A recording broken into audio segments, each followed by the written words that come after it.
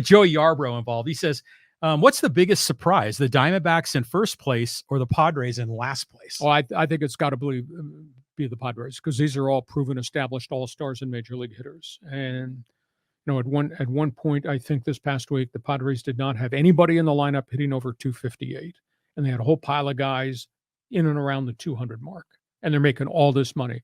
The Diamondbacks have been building towards this. A lot of painful seasons for Torey Lovullo. They just gave him a contract extension on the weekend. He's done a nice job. Very young pitching staff. You got to hold your breath, because sometimes it catches up to them and you get into the fatigue factor. And what was happening in April and May with kid pitchers might not be happening in June and July or the heat of the pennant race. They do have a bunch of really good young bats in the lineup led by Corbin Carroll. So far, so good, Arizona. But I'm not going to say small sample size, because it's not, because we're busting towards 60 games on the schedule. But we'll see if they can run the 162 game race here. But Arizona has been building towards this. Now that's starting to bear a little bit of fruit. Yeah, I mean, Corbin Carroll has been amazing. Yeah. I mean, that guy's fast. He's got power. What a great talent to build around.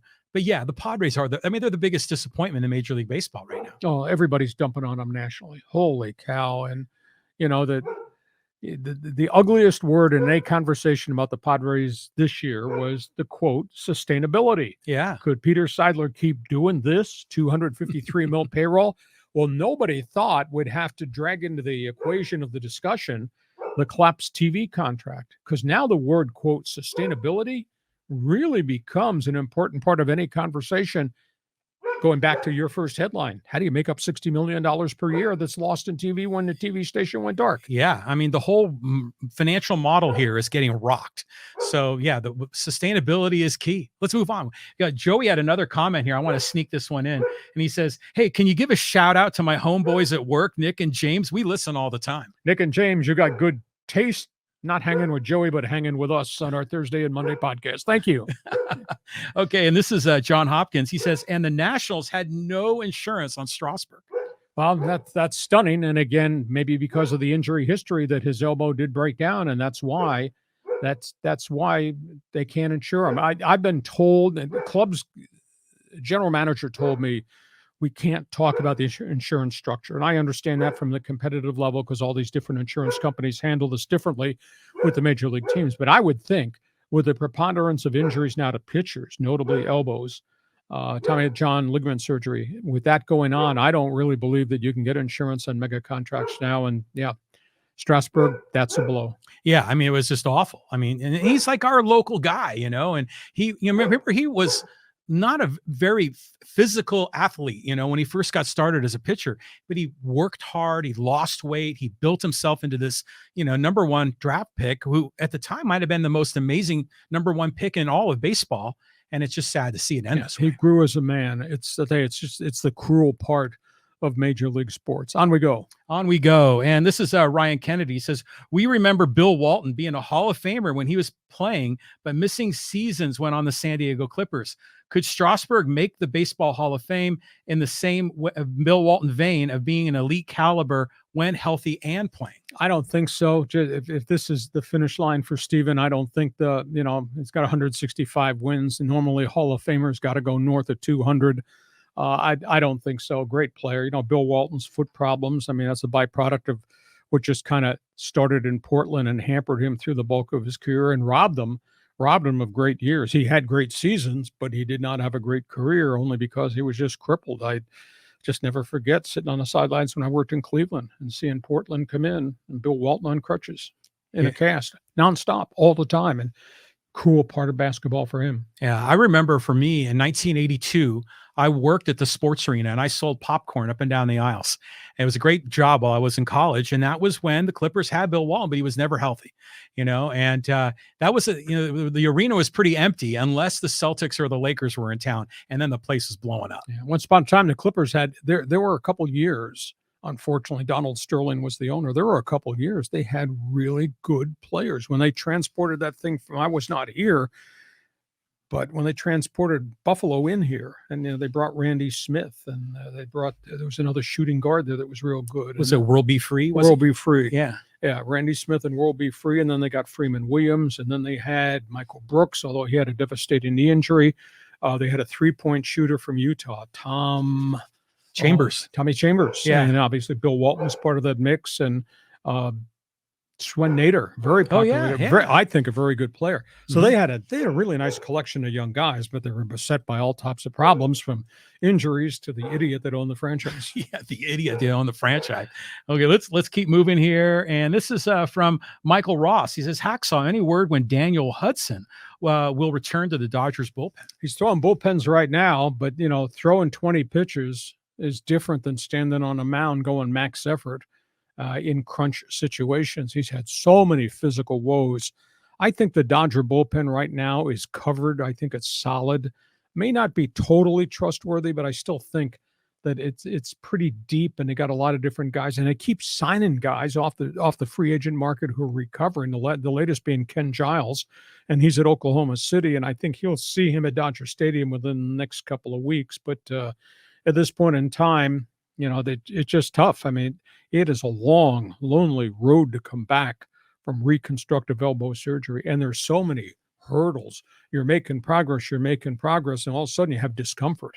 And every time you have a setback, then you really have a setback, because you have to step back and start the rehab process again farther back in the line. Mm-hmm. It's tough to come off that surgery. Guys do it, and guys have been very successful at it, but it's a long road. And then I think about Walker Buehler, the ace of the Dodgers staff. He's had it twice. He's had 2 Tommy John surgeries. And that's rare that you ever come back from that and be the guy you used to be before you got hurt. So tough part of the game. Well, I think Dustin May is kind of in that process of getting those setbacks.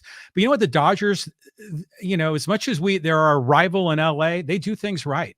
They're going to figure out a way to get these guys healthy if there is any chance. Yeah, and you compliment them, because you look at their farm system, who they draft, and what they've accomplished. It's pretty impressive. Next question. Okay, let's move on to some of the social media comments here. And let's get this one here. I think this is a good one from Wolfpack 1977. He says, if the judge allows them to get out of a contract, I guess this is the Bally's contract, what's stopping owners from canceling out of the player contracts? Well, Wolfie, I guess that's a viable question, except you forgot one thing. Who's in the middle of the discussions? The union. And the Players Association carries clout. They carry the big stick. So you don't screw with players' contracts. And by the way, the bankruptcy judge told those guys at Diamond, no, we're not letting you out of the TV contracts. You owe the Cleveland Guardians and the Pirates and the Reds in Houston and Texas. You owe them the full amount of money. So that's going to drive Diamond right into the gutter. I mean, they will now officially be out of business and bankrupt, because what they were hoping was the judge would say, okay, you could reduce it because the landscape has changed. And then Diamond go back to the Pirates and say, okay, we want all your streaming rights, and we're going to try to create a new business model with the streaming rights as the wedge to go get more money, and we'll be able to pay you. And the judge says, no, a contract is a contract, and that's where we are. Yeah, I mean, a contract is a contract, but I've said this before. You would think that the Padres, MLB, they know that the world has shifted, and they know if they hold Bally's feet to the fire, they're going to fail. So it seems like they need to come together and just act in good faith. Maybe the good faith is maybe they've had their sights set on MLB handling the whole thing all along, and this is just getting them there. Well, I used a word in my column this morning called bribery, and that may be an unfair word, but the minute Bally failed to make the second payment, they were on the clock.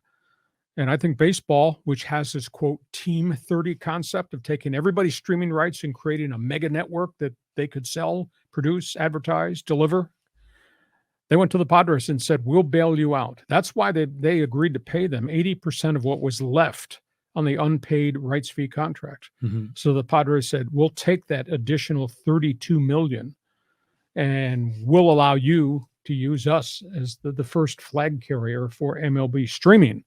But that's only a one-year deal. I mean, that money will not be there in 2024 for the Padres. There won't be another, quote, bribe. So, but between now and then, baseball's got the ability to go to these other people outside of the Yankees and the Mets and the Red Sox and a few others and say, come join us. So instead of Team 30, maybe it's going to be 25 teams they'll have streaming rights to, but on they'll go. And so, like you say, there were visionaries, I'm sure, that were aware of this. I'm sure the Padres were aware as the landscape was changing, there were going to be some problems. I don't think it was to the magnitude that they were going to lose all 60 million immediately. Like I said, there's 420 million left unpaid on that contract for the next 7 years. That's 7 years of revenue stream that Peter Seidler won't have access to. And yet he's got all these contracts now that he has signed that he is on the hook for. So we'll see where it goes. But MLB's thinking outside the box. The Padres are the first one to say, okay, I'll name our flag will be right at the front. Yeah, he may have just earmarked that Bally money for Machado, and now he suddenly doesn't have it. But the Padres will have some revenue stream. It won't be 60 million, but maybe it's 30 or 40 million from the subscriber base. I mean, let's hope they'll be able to figure out something. I mean, it would be a disaster if this whole thing imploded. Well, I don't think it'll implode. Baseball won't let it implode. They'll have the creative juice to create an alternative, but it won't generate that kind of money that they were getting before. And Bally overpaid. It's not the first time it's happened in the industry. It's happened a lot of different places. Next question. We've got a Laker comment here from Just Love. He says, yeah, D'Lo, D'Angelo is not going to get 50 million a year. He's out of his mind, especially for being useless in the Nuggets series. Well, he really depriced himself by how really poorly he played. Now, I'm sure there's going to be a Laker offer there. He's going to have to swallow it if he wants to stay. If he goes on the open market, he's not going to get mega money. He's an established NBA player, but he's not 40 million. He's surely not 50 million. You want me to ruin your day right now and just tell you the latest rumor, or should we wait till Thursday? I'll tell you right now because we'll have dialogue. There's a rumbling out of Dallas. The Dallas Mavericks, because they want to keep Kyrie Irving, would like to try and have a sign-and-trade conversation with the Lakers for LeBron. Kyrie keeps preaching, I want to play with LeBron, and you could have the big three here. Would you add Luka Doncic, Kyrie, and LeBron? Now, I don't know what Dallas would give up, what the Lakers would want. Could the Lakers take that and parlay that into something else? Or is that too screwy? I mean, this is coming from Kyrie. I know you're a Kyrie fan, but I'm not a Kyrie fan. But that's coming from Kyrie. Sign and trade, bring LeBron here. So I don't mean to ruin your Monday night, but that's what's going on. Well, he still thinks the world is flat, right? Yeah. And I don't need the COVID vaccine either. Yeah, he's something else. I mean, but the Lakers, they've got a lot of big decisions to make. Let's get one more comment here about San Diego State. This is from Gregory White. He says, typical California West Coast myopia. You would be damn lucky to get in the Big 12. The Big 12 expanded with the teams they did because the Pac-12 snubbed them. BYU and AAC teams were the best available teams. Bottom line, the Big 12 survived. The Pac-X, who knows in what form they survive? Will they even be an autonomous conference in 2026? Well, somebody at the network level is going to pay $44 million a year to each school for the Big 12 contract. That's what the Big 12 is getting out of the new deal. That's a lot of bank. Yeah. But I'm sorry. I am not going to separate myself from my Saturday schedule to see a Big 12 game between Central Florida and BYU. Are you kidding me? And you ever made a road trip to West Virginia in the winter? That's a bitch. Yeah. And they're in the Big 12 conference too. Yeah. So I'm sorry. You're thinking of the Big 12 back when it was the days of Devaney in Nebraska and Oklahoma and Texas and the good years they had in Boulder and Colorado with McCartney. That's not the Big 12 anymore, pal. I'm sorry. Houston is not a sexy name to me, and a bunch of those other places are not sexy names. The Pac-12's got more sexy names. And you're criticizing the West Coast perspective. Listen, there's an overnight flight from Lindbergh Field in San Diego that will take you to Hartford, Connecticut, and you can just relocate and live back there in the Northeast. But I don't know where the dominoes are going to fall. I'm fascinated by this Gonzaga thing, and my theory that Pac-12 should take Gonzaga basketball, San Diego State basketball, and just stay where they are and see if they can build it out there. Because there's not really any marquee names to go snare. There's nobody left. Yeah, I mean, this is going to be a tough one, but you might be able to picture a situation of Aztec football or basketball in the Big 12, even if they are traveling to Central Florida. But what about all the other sports, golf and women's softball and soccer? I mean, that's just an enormous financial burden on a team like San Diego State. Yeah, it's a financial burden on USC and UCLA because their merger with the Big Ten, John, envelops every sport. You're going to play freaking baseball. Trojan baseball is going to go play in Iowa City in March, maybe if you don't get snowed out. And all their teams their travel teams and they all got to go to the Midwest, all those long flights. Yeah. I think it's a challenge for football to go that far east for every roadie. What about all these the Olympic sports teams? It makes no sense to me at all. Hey, listen, we